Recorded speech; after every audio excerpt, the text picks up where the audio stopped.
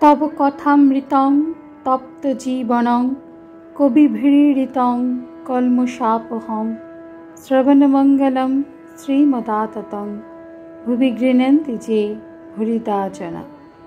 নমস্কার, অমৃতবাণী চ্যানেলে আপনাদের সকলকে স্বাগত। শ্রী শ্রী ঠাকুর, মা ও স্বামীজির রাতুল চরণে শতকোটি প্রণাম জানিয়ে শুরু করছি আমাদের আজকের পাঠ। নরেন্দ্রের প্রতি লোকশিক্ষার আদেশ। নরেন্দ্র, কাশীপুরে তিনি শক্তি সঞ্চার করে দিলেন। মাস্টার, যে সময় কাশীপুরে বাগানে গাছতলায় ধুনি জেলে বসতে না? নরেন্দ্র, হ্যাঁ। কালীকে বললাম আমার হাত ধরতে। কি? কালী বললে, কি একটা শখ তোমার গা ধরাতে আমার গায়ে লাগলো।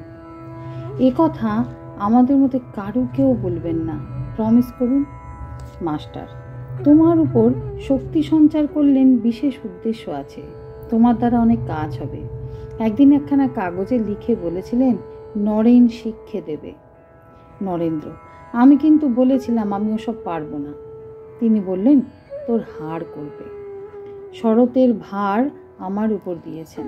ও এখন ব্যাকুল হয়েছে, ওর কুণ্ডলিনী জাগ্রত হয়েছে। মাস্টার, এখন পাতা না জমে। ঠাকুর বলতেন, বোধ হয় মনে আছে যে পুকুরের ভিতর মাছের গাড়ি হয়, অর্থাৎ গর্ত, যেখানে মাছ এসে বিশ্রাম করে। যে গাড়িতে পাতা এসে জমে যায় সেই গাড়িতে মাছ এসে থাকে না। নরেন্দ্রের অখণ্ডের ঘর। নরেন্দ্র, নারায়ণ বলতেন। মাস্টার, তোমায় নারায়ণ বলতেন তা জানি।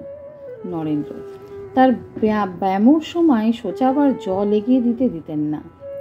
কাশীপুরে বলতেন, চাবি আমার কাছে রইল, ও আপনাকে জানতে পারলে দেহত্যাগ করবে। মাস্টার, যখন তোমার একদিন সেই অবস্থা হয়েছিল না? নরেন্দ্র, সেই সময় বোধ হয়েছিল যেন আমার শরীর নাই, কেবল মুখটি আছে। বাড়িতে আইন পড়ছিলুম, এক্সামিন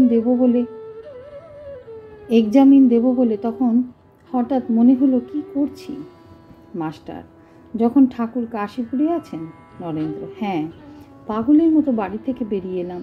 তিনি জিজ্ঞাসা করলেন, তুই কি চাস? আমি বললাম, আমি সমাধিস্থ হয়ে থাকব। তিনি বললেন, তুই তো বড় হীন বুদ্ধি, সমাধির পারে যা, সমাধি তো তুচ্ছ কথা। মাস্টার, হ্যাঁ। তিনি বলতেন, জ্ঞানের পর বিজ্ঞান, ছাদে উঠে আবার সিঁড়িতে আনাগোনা করা। নরেন্দ্র, কালী জ্ঞান জ্ঞান করে, আমি বকি। জ্ঞান কততে হয়, আগে ভক্তি পাকুক। আবার তারকবাবুকে দক্ষিণেশ্বরে বলেছিলেন, ভাবভক্তি কিছু শেষ নয়। মাস্টার, তোমার বিষয় আর কি কি বলেছেন বলো। নরেন্দ্র, আমার কথায় এত বিশ্বাস যে যখন বললাম আপনি রূপটুপ যা দেখেন ওসব মনের ভুল, তখন মার কাছে গিয়ে জিজ্ঞাসা করলেন, মা, নরেন্দ্র এসব কথা বলছে, তবে এসব কি ভুল? তারপর আমাকে বললেন, মা বললে ও সব সত্য। বলতেন, বোধ হয় মনে আছে, তোর গান শুনলে বুকে হাত দিয়া দেখাইয়া এর ভিতর যিনি আছেন তিনি সাপের ন্যায় ফোঁস করে যেন ফোনা ধরে স্থির হয়ে শুনতে থাকেন। কিন্তু মাস্টার মশাই, এত তিনি বললেন, কই আমার কি হলো? মাস্টার, এখন শিব সেজেছ, পয়সা নেবার জো নাই। ঠাকুরের গল্প তো মনে আছে? নরেন্দ্র, কি বলুন না একবার। মাস্টার, বহুরূপী শিব সেজেছিল। যাদের বাড়ি গেছিল তারা একটা টাকা দিতে এসেছিল, সে নেয়নি। বাড়ি থেকে হাত পা ধুয়ে এসে টাকা চাইল। বাড়ির লোকেরা বলে, তখন যে নিলে না? সে বললে, তখন শিব সেজেছিলাম, সন্ন্যাসী, টাকা ছোবার জো নাই। এই কথা শুনিয়া নরেন্দ্র অনেকক্ষণ ধরিয়া খুব হাসিতে লাগিলেন। মাস্টার, তুমি এখন রোজা সেজেছ, তোমার উপর সব ভার, তুমি মঠের ভাইদের মানুষ করবে। নরেন্দ্র, সাধন যা আমরা করছি এসব তাঁর কথায়, কিন্তু স্ট্রেঞ্জ এই যে রামবাবু এই সাধন নিয়ে খোঁটা দেন। রামবাবু বলেন, তাকে দর্শন করেছি, আবার সাধন কি? মাস্টার, যার যেমন বিশ্বাস সে না হয় তাই করুক। নরেন্দ্র, আমাদের যে তিনি সাধন করতে বলেছেন। নরেন্দ্র ঠাকুরের ভালোবাসার কথা আবার বলছেন। নরেন্দ্র, আমার জন্য মার কাছে কত কথা বলেছেন। যখন খেতে পাচ্ছি না, বাবার কাল হয়েছে, বাড়িতে খুব কষ্ট, তখন আমার জন্য মার কাছে টাকা প্রার্থনা করেছিলেন। মাস্টার: তা জানি, তোমার কাছে শুনেছিলাম। নরেন্দ্র: টাকা হলো না। তিনি বললেন, মা বলেছেন মোটা ভাত মোটা কাপড় হতে পারে, ভাত ডাল হতে পারে।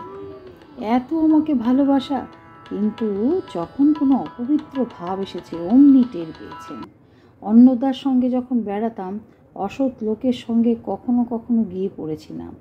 তার কাছে এলে আমার হাতে আর খেলেন না, খানিকটা হাত উঠে আর উঠল না। তার কাছে এলে আমার হাতে আর খেলেন না, খানিকটা হাত উঠে আর উঠল না। তার ব্যামোর সময় তার মুখ পর্যন্ত উঠে আর উঠল না। বললেন, তোর এখনো হয় নাই। একবার খুব অবিশ্বাস আসে। বাবুরামদের বাড়িতে কিছু নাই বোধ হলো, যেন ঈশ্বর টিশ্বর কিছুই নাই। মাস্টার: ঠাকুর তো বলতেন তার ওইরূপ অবস্থা একবার হতো। দুজনে চুপ করে আছেন। মাস্টার বলিতেছেন, ধন্য তোমরা, রাত দিন তাকে চিন্তা করছো।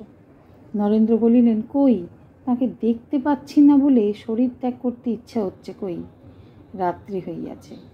নিরঞ্জন পুরীধাম হইতে কিয়ৎক্ষণ ফিরিয়াছেন। তাহাকে দেখিয়া মঠের ভাইরা ও মাস্টার সকলেই আনন্দ প্রকাশ করিলেন।